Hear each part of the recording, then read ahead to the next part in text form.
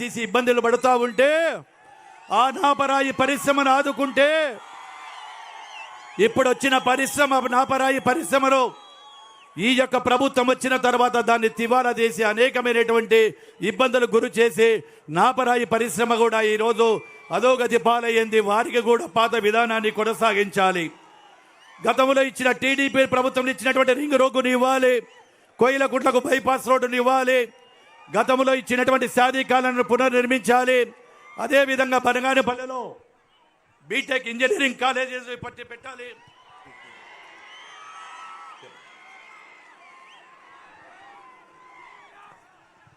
కోవిలకుంట్లకు bypass road, బనగానపల్లెకు ఒక engineering కళాశాల, ముఖ్యంగా ప్రాణ సమానమైన యువత కోసం స్కిల్ డెవలప్మెంట్ కోర్స్ సెంటర్ను నిర్మించాలి.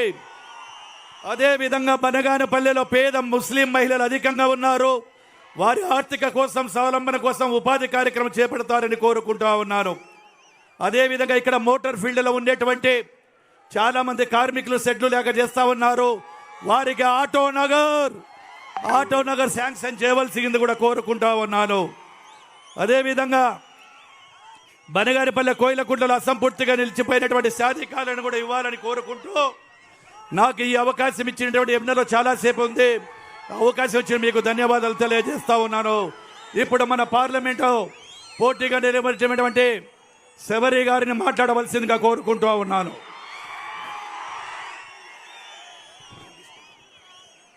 సభా అధ్యక్షులు బీసీ జనార్దన్ అన్న గారికి, మన విజనరీ లీడర్, అసాధ్యాన్ని సుసాధ్యం చేసే నాయకుడు, ఎల్లవేళలా ప్రజలతో మమేకమై ప్రజల కోసం కష్టపడే నాయకుడు,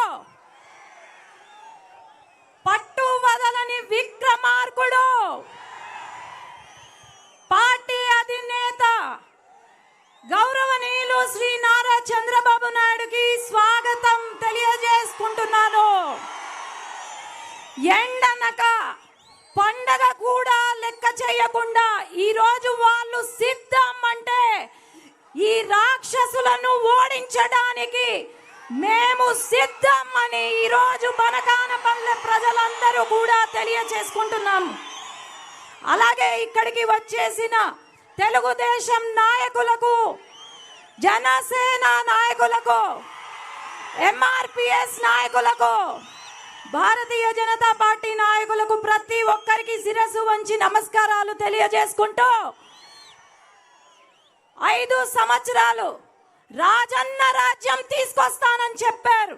ఇది రాజన్న రాజ్యం కాదు, రౌడీల రాజ్యం, రాక్షసుల రాజ్యం. మనకు చంద్రన్న రాజ్యం కావాలా లేదా రౌడీల రాజ్యం కావాలా? ఒకటి ఆలోచన చేయండి. 5 సంవత్సరాలు మనకు న్యాయం జరగలేదు. రైతులకు నీళ్ళు ఇవ్వమంటే రైతులకు నోటీసులు పంపించి పంటలు వేసుకోవద్దని చెప్పారు. ఈరోజు యువత, చంద్రబాబు నాయుడు గారు వేలాది మంది యువతకు ఉపాధినిస్తే, కంపెనీలు తీసుకొస్తే అక్కడ యువతను ఉద్యోగాల నుంచి తీసేసి డబ్బుల కోసం బీహార్ నుండి, ఒరిస్సా నుండి ఉద్యోగాలు ఇచ్చారు. ఈరోజు డెవలప్మెంట్ అయితేనేమి, సంక్షేమం అయితేనేమి కేవలం తెలుగుదేశం పార్టీ ఒక్కటే.